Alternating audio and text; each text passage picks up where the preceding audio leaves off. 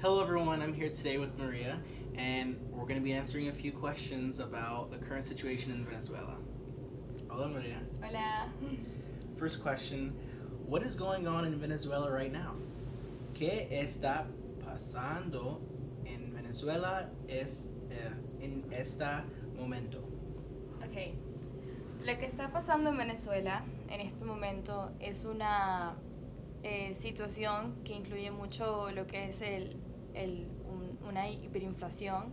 Es un problema económico, es un problema humanitario, es un problema social. La mayoría de las personas en el gobierno son corruptas, al igual que las personas, los ciudadanos del país, lo cual ha llevado a que Venezuela haya decaído de manera tan drástica en los últimos años, desde que Maduro entró al gobierno. All right. The next question: how has this affected you personally? ¿Cómo te ha afectado esto personalmente? Me ha afectado personalmente de muchas maneras. Más que todo ha afectado a mi familia. Yo cuando viví en Venezuela tuve que pasar por muchos malos momentos, incluyendo por la falta de comida, hacer colas muy largas para poder conseguir comida y pagarlas a precios que eran exuberantes. También casi nunca teníamos agua en nuestra casa. Usualmente durante el día nos quitaban la electricidad. A veces durábamos 16 horas seguidas sin electricidad.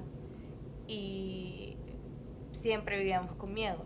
Siempre vivíamos con el miedo de que algo nos fuera a pasar, de que alguien nos fuera a robar, de que alguien nos fuera a atacar. Muchas veces llegó a ser así, muchas veces no. Sin embargo, la vida en Venezuela te afecta mucho la manera de vivir, de ser quien eres, de pensar. Te hace tener mucho miedo, te hace pensar más que todo en sobrevivir, no en vivir tu vida como tal. Which is a perfect segue to the next question. How has this affected your family moving here, or just your mother? ¿Cómo fue la experiencia de sus familia en desde muertes aquí? Al principio fue una experiencia muy drástica. O sea, el hecho de salir del país de por sí fue difícil porque tuvimos que hacer un proceso muy largo para poder conseguir pasaportes. Ya nosotros teníamos visa. Luego venir acá, o sea, cambiar todo nuestro estatus migratorio y iniciar de cero en otro país es completamente difícil y distinto. Eh, bueno, hasta ahora nos hemos podido adaptar, pero al principio fue mucho de un shock cultural. Y la mayoría de mi familia todavía sigue en Venezuela. Mi abuela, mi papá, mis hermanos, mis sobrinos, todos siguen en Venezuela. Y todos pasan por lo mismo a diario. Todos tienen que ingeniárselas para poder conseguir comida. Todos tienen que encontrar la manera de conseguir agua limpia porque no está disponible el agua limpia. Todos tienen que encontrar la manera de buscar medicinas, de poder encontrar algún servicio médico que esté disponible y que pueda ayudar porque casi no lo hay en el país. No hay medicinas, no hay comida, no hay electricidad, no hay prácticamente nada. Sí. What is your opinion on the leader Juan Guaido? Guaido. ¿Cuál es tu opinión sobre el líder Juan Guaido? Sí, es un nombre difícil. En realidad me parece que es una persona que tiene muchos ideales, mucho conocimiento, y se arriesgó demasiado al lanzarse como presidente interino, pero la verdad, como cualquier persona que está al poder, no ha hecho mucho por el país. Lo ha intentado hacer, la mayoría de la comunidad internacional lo ha aceptado como presidente de Venezuela. Sin embargo, no hemos visto muchos cambios, no hemos visto que el país haya avanzado o que Maduro como tal salga de la presidencia. Así que hasta ahora me parece que es una persona que ha tenido mucha iniciativa, sin embargo, no ha logrado todas las metas en cuanto a lograr la libertad de Venezuela. should the U.S. intervene? Deberá intervenir estos uniondos Estados Unidos. Estados Unidos.